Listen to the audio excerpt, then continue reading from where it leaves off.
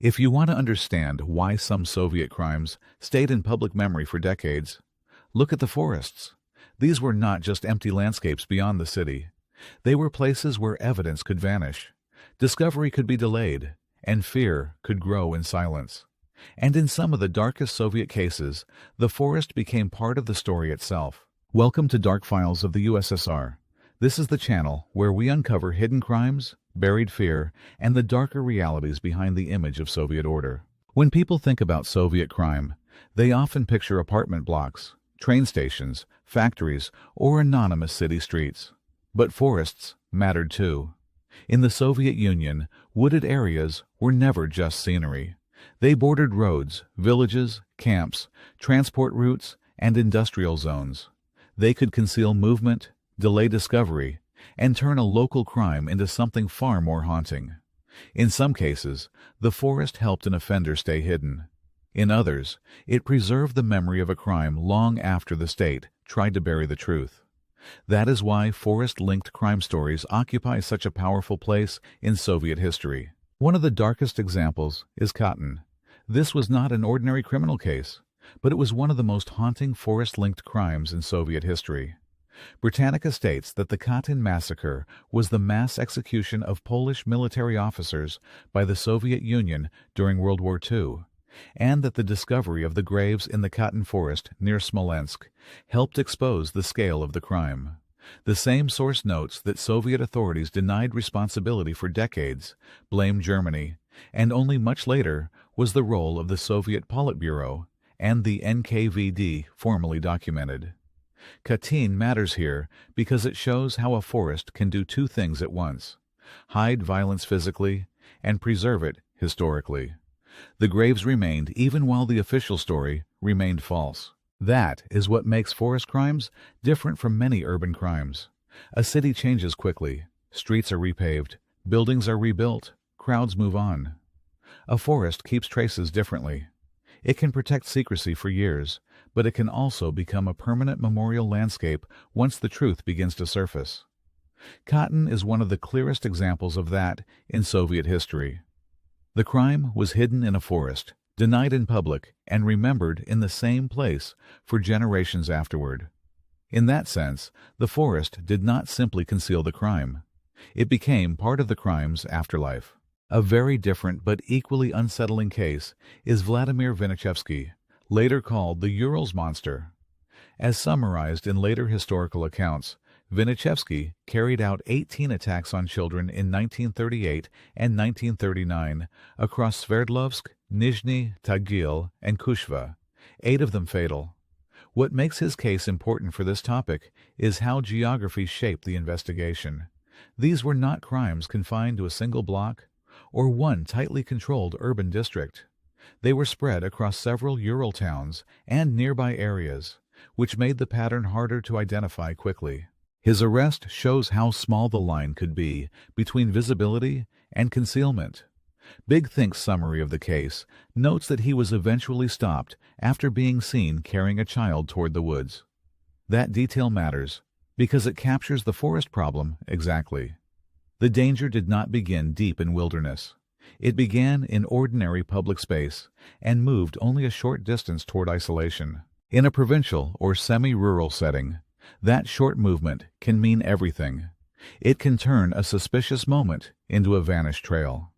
And in many Soviet regions, wooded edges sat close enough to daily life to make that transition frighteningly easy. The most famous late Soviet forest-linked criminal case is Andrei Chikatilo.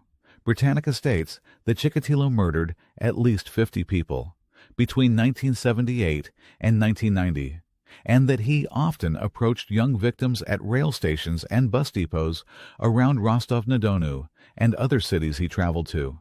Britannica also notes that police efforts to warn the public were hampered by official ideology, which held that serial murder was impossible in a communist society. Those two facts are crucial together.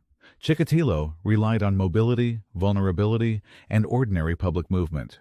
But the spaces beyond that movement, wooded strips, edges of roads, and less visible ground outside transport zones, became part of why the fear around the case spread so deeply. What made the Chikatilo case so haunting was not just the number of victims. It was the way the crimes exposed the gap between public order and hidden space. A victim could leave a station, a bus depot, or a familiar route and then disappear into terrain that offered concealment before the public fully understood what was happening.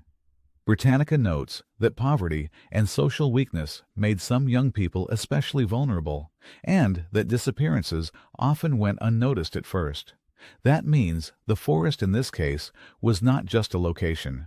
It was part of a larger system of invisibility, weak public warning, vulnerable victims, and a physical environment that delayed recognition. Another important case is Sergei Golovkin, often called Fisher. TASS states that Golovkin was found guilty of taking the lives of 11 underage boys in the Moscow region between 1986 and 1992. Even that basic fact already tells us why the case belongs here. These crimes were not centered in the dense urban core of Moscow itself, but in the wider region around it. That matters because the Moscow region included many less visible spaces, including outer districts and wooded areas where disappearance could be harder to interpret quickly. This is an inference, but it helps explain why the case felt so prolonged and so difficult to fully grasp while it was unfolding. Golovkin's case is especially revealing because it shows that a forest crime does not require remote wilderness. It can happen in the outer belt of a huge metropolitan area. What matters is not only distance from the capital, but distance from immediate visibility. The Moscow region, like many Soviet outskirts, offered just enough separation from central urban life to create delay. Delay in recognition, delay in linking cases, and delay in understanding that one offender might be moving through those spaces for years. That is why forest-linked Soviet crimes were so psychologically powerful. They suggested that danger could exist just beyond the boundary of ordinary life, not far away at all. What links these stories is not that they are all the same kind of crime.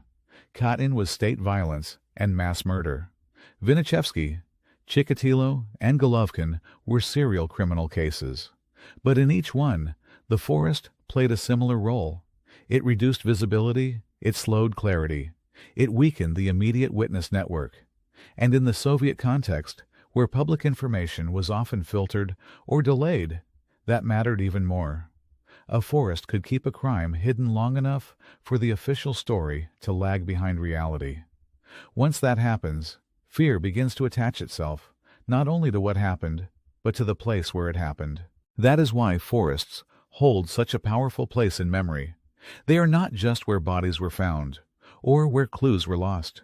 They become landscapes of unresolved feeling. In Katyn, the forest became inseparable from denial and memory. In the Vinichevsky case, the wooded edge marked the point where ordinary life nearly vanished into silence. In the Chikatilo case, wooded areas around transport routes became part of the fear map of an entire region. And in the Golovkin case, the outer spaces of the Moscow region helped turn disappearance into a long, delayed pattern. Forests did not create these crimes, but they shaped how the crimes were hidden, understood, and remembered. What these stories reveal is something larger about Soviet society. In a state built on controlled information, hidden places mattered more. A forest could do physical work for a crime by delaying discovery. The state could do political work for the same crime by delaying truth. That combination is what makes these stories feel so heavy even now. The silence was not only in the trees, it was also in the system. And when those two silences met, the result could last for decades. In the end, the most haunting forest crime stories of the USSR are not haunting because trees are mysterious. They are haunting because forests changed what could be seen, when it could be understood, and how long the memory remained. They hid evidence. They delayed justice. But they also kept the shape of the story alive long after officials issued their reports or tried to close the file. In Soviet history, forests were not empty places. They were places where concealment and memory met. This is Dark Files of the USSR. If you want more fact-based stories about hidden crimes, buried fear, and the darker side of Soviet history, subscribe and stay with us.